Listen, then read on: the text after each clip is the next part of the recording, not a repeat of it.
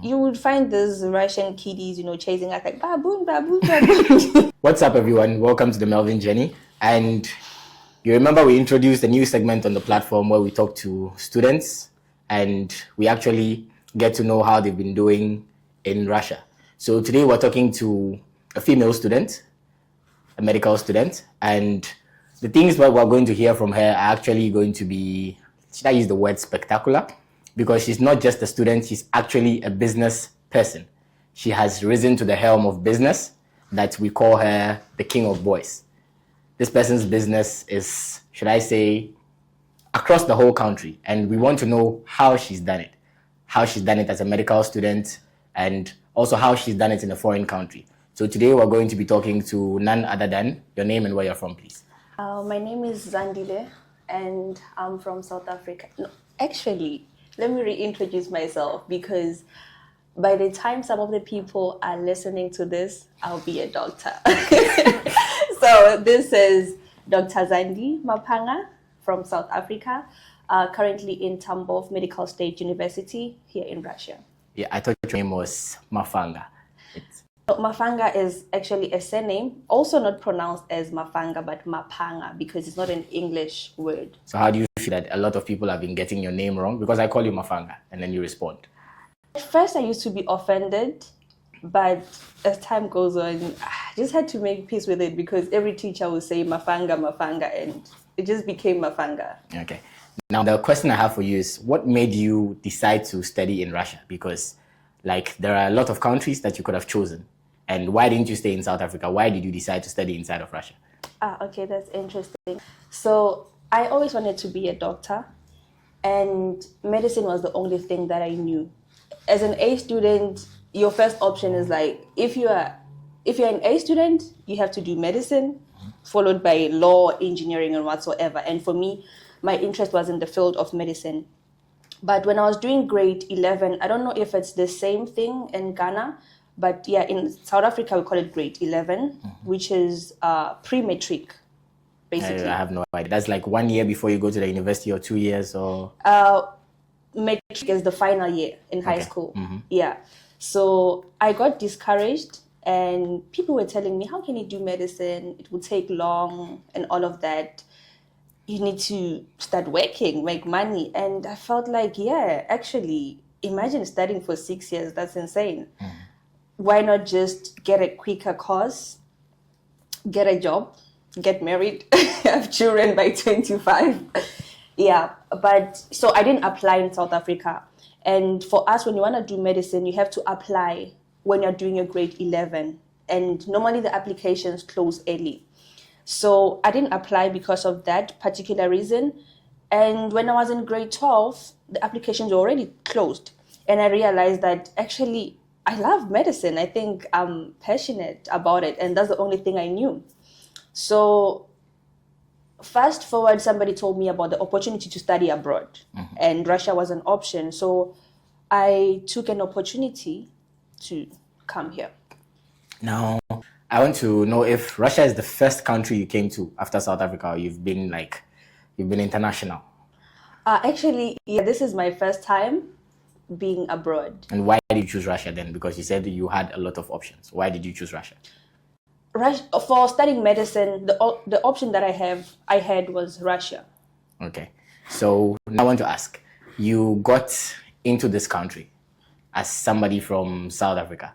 There's already a perception of Africa. Now, did you have a perception of Europe when you were coming here to say, okay, when I get here, I'm going to be swimming in gold? Don't like the analogy I'm making is probably not making sense, but we see Europe as, a whole different continent. What expectations did you have before getting here? Actually, I had so many expectations and I was so disappointed. Why were you disappointed? There were a lot of things that I never thought I could find in Europe. Like cockroaches. I thought it was an African thing. And I was shocked to find out that they have roaches. They have bed bugs. Yeah, that's what happens in some of the hostels. Okay. Yeah, and I expected more of the modern facilities with the universities the buildings, of which I don't think they even care about that, because most of their buildings are actually old. Yeah, the Russian architecture is in some cities is quite old. I want to know if life is different here. Now we've talked about your expectations. If life is different at all from what you were used to in South Africa. Yeah, definitely different. There are certain things that I actually like about the country that are different from what we have in SA. And number one would be the convenience. It's so easy to move around here with the Ubers, Yandex. You can literally order an Uber at any time of the night, even if it's 3 a.m. It's not the same in SA. What's one thing you love the most about living in Russia? Safety. For somebody who is from South Africa, that's like, wow. So are you telling me that I can leave my phone in the gym and nobody's going to steal it? I can take a walk at 3 a.m. as a girl alone and nothing will happen? Yeah. That was mind-blowing for me. And I really love that. So we want to talk about why you chose the field of medicine, but I feel like we already have that answer. You mentioned that it was something of passion. Now, okay, I can actually go talk about that because when I was in grade 12, I thought medicine was actually my passion, something that I'm passionate about. But truth of the matter is, it came from somewhere. Where is that? And it took a lot of self-introspection for me to come to that point that, oh, actually, this is why I thought I love medicine. So I grew up with my grandmother, and she used to work as a domestic worker at this other doctor's house, Dr. Lukuleni. And we used to, I used to go with her sometimes on weekends as a child, and I really loved a lot of things in that house. Just even from the breakfast itself. At home, I'm used to just having oats for breakfast and that's it. But then when we go to Dr. Lukuleni's house, there's bacon, there's eggs, there's cherry tomatoes. It was getting rich. Yeah, and there's a pool. Okay. You don't see that at home. So I wanted that for myself. I really loved how they were living, and I felt like medicine could give me that. So back in the days, I didn't realize how much of an impact that had on me. But it was, like I said, it was when I did a self-introspection that I realized that actually the reason why I thought I loved this is because it was birthed from somewhere else. And that's where it came from. For somebody who arrived here to study medicine, how did you find yourself doing business? Because the 1 + 1 doesn't equal 2 over here. How do you find yourself doing business? Okay. I feel like being an entrepreneur is something that I always had, but I never had a language for it. Okay. And the reason I say that is because from a very young age, I've been doing business, but I wasn't aware that it was business. I was doing grade 2, probably at the age of 7. I remember my mom bought me some stickers. I don't know if the stickers that you normally attach on your books. Very pretty stickers. Those Cinderella sometimes. Exactly. Yes, those Cinderellas. So when she bought those stickers, I went with them to school and everybody loved them. So I was like, okay, if you want the sticker, I can sell the stickers to you. I can give you the stickers, you give me money in exchange. And people were interested in that. So I literally sold the stickers. By the end of the day, I don't have stickers left. And I realized, hold on, so I can make something out of this.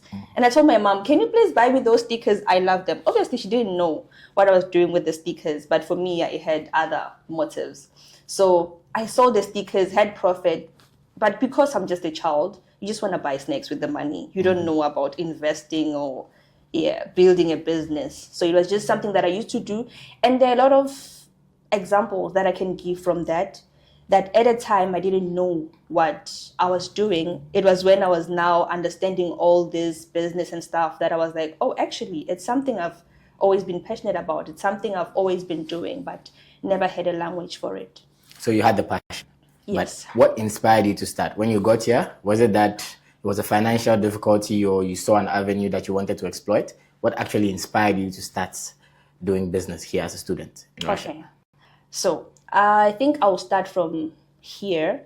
The reason why I didn't start doing business earlier is because I had a certain mindset about the whole concept of business. I thought that for one to start doing business, you must have a lot of money. So I was like, okay, I can go into the workplace, start making money, have capital, and then after that, I'll start doing business. But when I came here, I got an opportunity to start a business. And the first business that I did was actually Herbalife.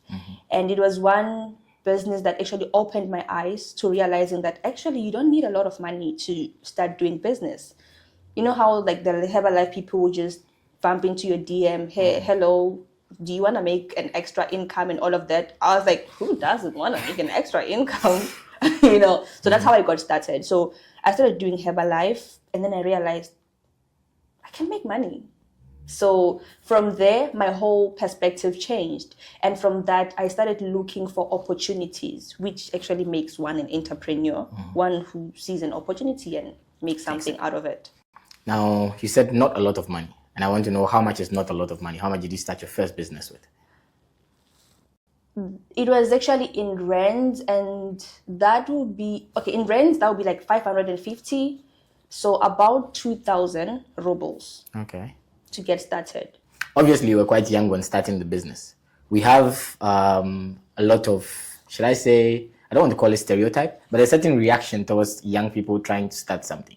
Like, we're in a university environment. Obviously, I met someone who was like 40, 45 years old while we were studying.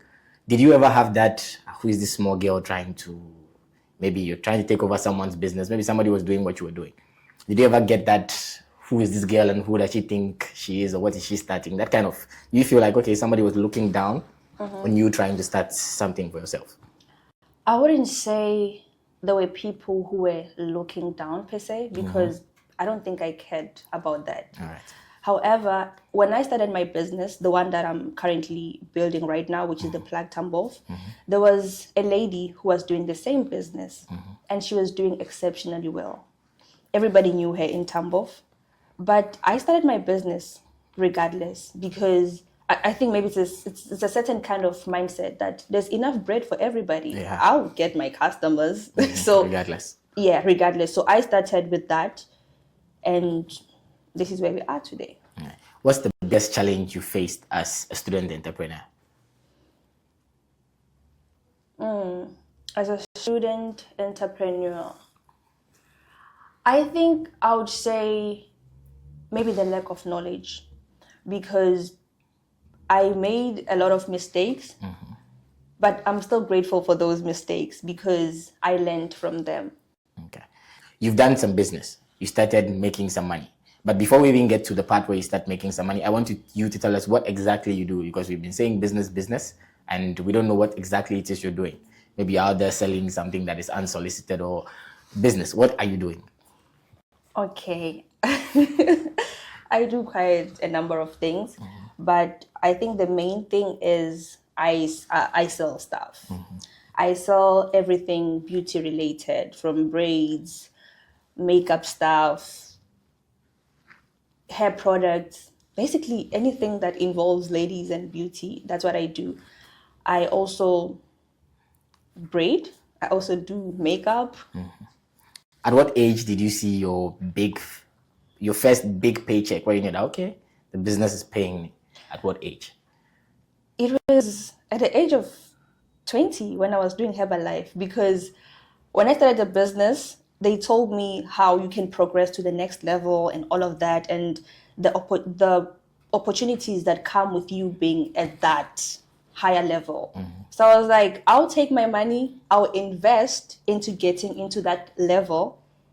And I actually did that. I became like a Herbalife supervisor in like 4 months. Okay, it's impressive. And as a supervisor, you make good money.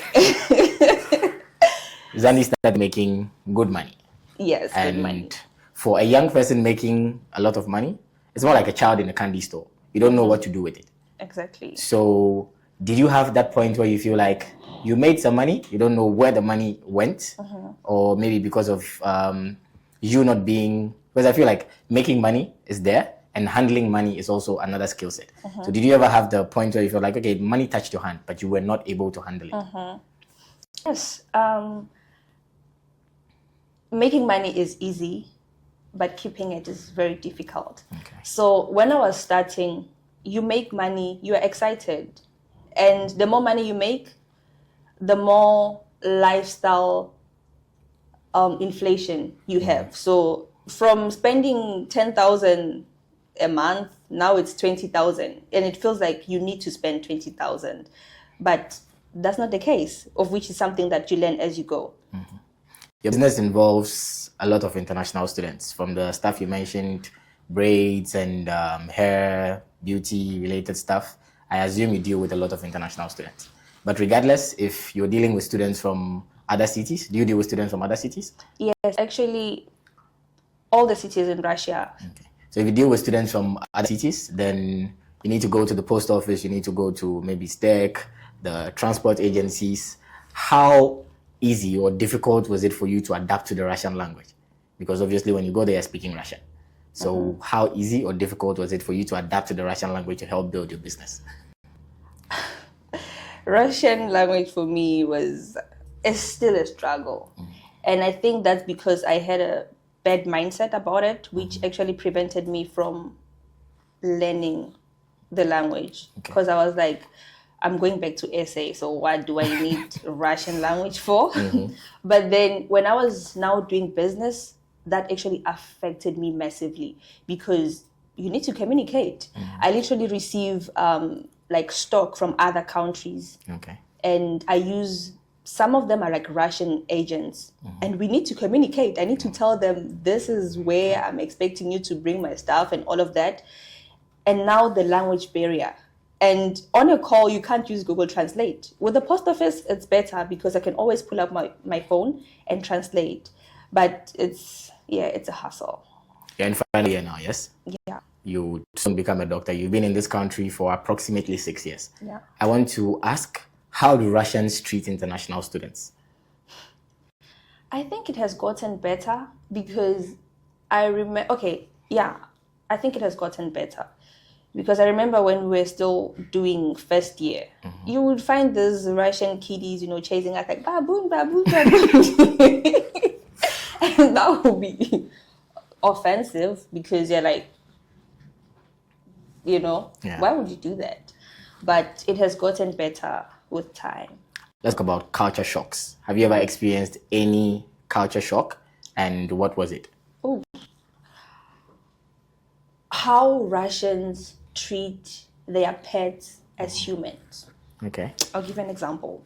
An experience, traumatic one. That one traumatized me. So I went to do my lashes with this other lady. And when I walked into her apartment, she had a dog. I didn't know because it was my first time. And when I walked in, the dog was excited to see me. So it jumped on me. And I'm from Africa. That's we don't play like that. Dog jumping on you is aggressive. We don't play like that. Yeah. So the dog jumped on me. So I was scared. And then I shouted and pushed it away. Oh my God.